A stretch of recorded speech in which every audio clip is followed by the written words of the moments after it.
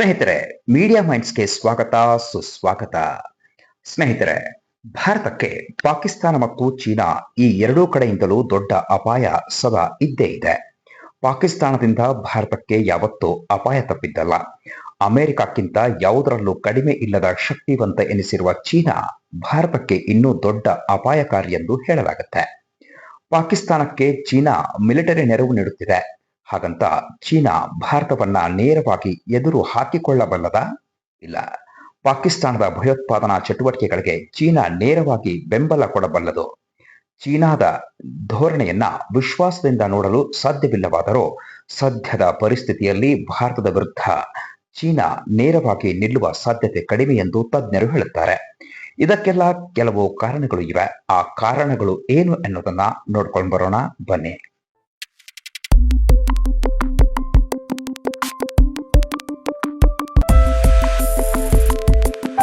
ಭಾರತದ ದೊಡ್ಡ ಮಾರುಕಟ್ಟೆಯ ಆಕರ್ಷಣೆ. ಭಾರತದ ಆರ್ಥಿಕತೆ ಬಹಳ ವೇಗದಲ್ಲಿ ಬೆಳೆಯುತ್ತಿದೆ. ಜಗತ್ತಿನ 4ನೆಯ ಅತಿದೊಡ್ಡ ಆರ್ಥಿಕತೆ ಎನಿಸಿದೆ. ಭಾರತದ ಮಾರುಕಟ್ಟೆಗೆ ಎಲ್ಲಿಲ್ಲದ ಬೇಡಿಕೆ ಇದೆ. ಭಾರತ ಮತ್ತು ಚೀನಾ ಮಧ್ಯೆ ದ್ವಿಪಕ್ಷೀಯ ವ್ಯಾಪಾರ $140 ಬಿಲಿಯನ್ ಇದೆ.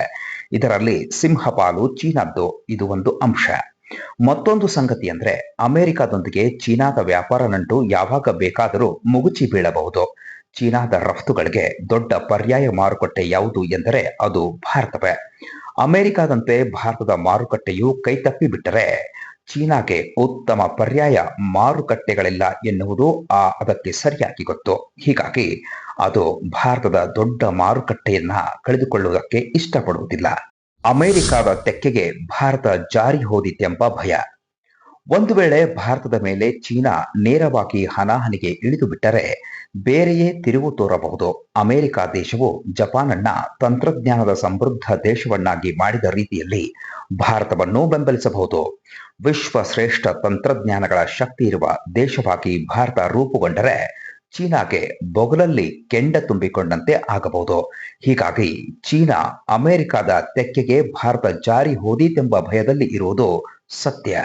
ಚೀನಾಕ್ಕೆ ತೃತೀಯ ಜಗತ್ತಿನ ದೇಶಗಳ ನಾಯಕತ್ವ ಸಿಗದೆ ಹೋಗಬಹುದು. ಗ್ಲೋಬಲ್ ಸೌತ್ ಎಂದು ಕರೆಯಲಾಗುವ ಅಭಿವೃದ್ಧಿಶೀಲ ದೇಶಗಳ ನಾಯಕತ್ವ ಹಿಡಿಯಲು ಚೀನಾ ಮತ್ತು ಭಾರತ ಪೈಪೋಟಿಯನ್ನ ನಡೆಸುತ್ತಿವೆ. ಈ ಅಭಿವೃದ್ಧಿಶೀಲ ದೇಶಗಳಿಗೆ ರಾಜಕೀಯ ಸ್ಥಿರತೆ ಮತ್ತು ಅಭಿವೃದ್ಧಿ ನಿರಂತರವಾಗಿರುವುದು ಮುಖ್ಯ. ತಮ್ಮ ನೇತೃತ್ವ ವಹಿಸುವವರು ಸ್ಥಿರತೆಗೆ ಉತ್ತೇಜನ ಕೊಡಬೇಕೆಂದು ನಿರೀಕ್ಷಿಸುತ್ತವೆ ಈ ದೇಶಗಳು. ಪಾಕಿಸ್ತಾನದಂತಹ ಭಯೋತ್ಪಾದಕ ದೇಶವನ್ನ ಬೆಂಬಲಿಸಿ ಭಾರತದಂತಹ ಸೌಮ್ಯ ದೇಶವನ್ನ ವಿರೋಧಿಸಿದರೆ ಚೀನಾ ಮೇಲೆ ಹೆಚ್ಚಿನ ದೇಶಗಳು ವಿಶ್ವಾಸವನ್ನ ಇರಿಸುವುದಿಲ್ಲ. ಇದು ಚೀನಾಗೂ ಗೊತ್ತಿದೆ. ಪಾಕಿಸ್ತಾನ ಬೆಂಬಲಿಸುವ ವಿಚಾರದಲ್ಲಿ ಮತ್ತು ಭಾರತವನ್ನ ವಿರೋಧಿಸುವ ವಿಚಾರದಲ್ಲಿ ಚೀನಾ ಜಾಣ ನಡೆಯನ್ನ ಇಡುತ್ತಿದೆ. ಭಾರತವನ್ನ ವಿರೋಧ ಮಾಡುವುದಕ್ಕೆ ಹೋದರೆ ಚೀನಾದ ಮಹತ್ವಾಕಾಂಕ್ಷಿ ಯೋಜನೆಗಳು ಹಳ್ಳ ಹಿಡಿಯಬಹುದು ಎಂಬ ಆತಂಕ ಚೀನಾಕ್ಕಿದೆ. ಚೀನಾ ಈಗ ಅಮೆರಿಕಕ್ಕೆ ಎದುರಾಗಿ ನಿಂತು ಸೂಪರ್ ಪವರ್ ಎನಿಸಿಕೊಂಡಿದೆ. ಈ ಹಂತದಲ್ಲಿ ಸುತ್ತಮುತ್ತ ಶತ್ರುಗಳನ್ನ ನಿರ್ಮಾಣ ಮಾಡಿಕೊಳ್ಳುವುದು ಮೂರ್ಖತನದ ಸಂಗತಿಯಾಗುತ್ತದೆ. ಭಾರತದೊಂದಿಗೆ ನೇರವಾಗಿ ಯುದ್ಧ ಮಾಡುವ ಬದಲು ದುರ್ಬಲಗೊಳಿಸುವ ತಂತ್ರಗಳನ್ನ ಚೀನಾ ಅನುಸರಿಸಬಹುದು. ಭಾರತದೊಂದಿಗೆ ಮೇಲ್ನೋಟಕ್ಕೆ ಚೆನ್ನಾಗಿದ್ದು ಒಳಗಿಂದೊಳಗೆ ದುರ್ಬಲಗೊಳಿಸುತ್ತಾ ಹೋಗಬಹುದು.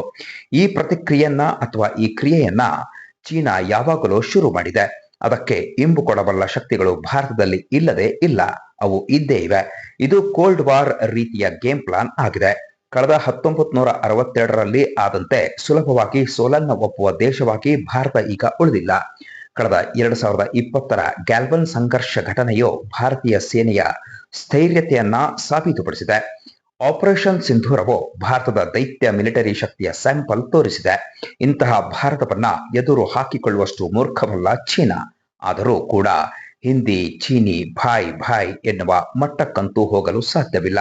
ಆದರೆ ಒಳಗಿಂದೊಳಗೆ ಮಾಡಿದ ಗಳಿಗೆ ಸಿದ್ಧ ಎನ್ನುವ ಹಾಗೆ ಪಾಕಿಸ್ತಾನಕ್ಕೆ ಸಹಾಯ ಮಾಡುವುದರ ಜೊತೆಗೆ ಒಳಗಿಂದೊಳಗೆ ಭಾರತವನ್ನ ದುರ್ಬಲಗೊಳಿಸುವ ನೀಚ ಕೃತ್ಯಕ್ಕೆ ಚೀನಾ ಕೈ ಹಾಕಬಹುದು. ಆದರೆ ನೇರವಾಗಿ ಭಾರತದ ಮೇಲೆ ಯುದ್ಧ ಸಾರಲು ಅಥವಾ ನೇರವಾಗಿ ಭಾರತದೊಂದಿಗೆ ತನ್ನ ಸಂಬಂಧವನ್ನ ಕೆಡಿಸಿಕೊಳ್ಳಲು ಚೀನಾ ಸಿದ್ಧವಿಲ್ಲ. ಅದಕ್ಕೆ ಅದರಿಂದಾಗುವ ಪರಿಣಾಮಗಳ ಅರಿವು ಇದೆ. ಆದರೆ ಪಾಕಿಸ್ತಾನಕ್ಕೆ ಸಹಾಯ ಮಾಡುವುದರ ಮೂಲಕ ಭಾರತವನ್ನ ದುರ್ಬಲಗೊಳಿಸುವ ಜಾಣ ನಡೆಯನ್ನ ಚೀನಾ ಅನುಸರಿಸುತ್ತಿರುವುದಂತೂ ಸತ್ಯ.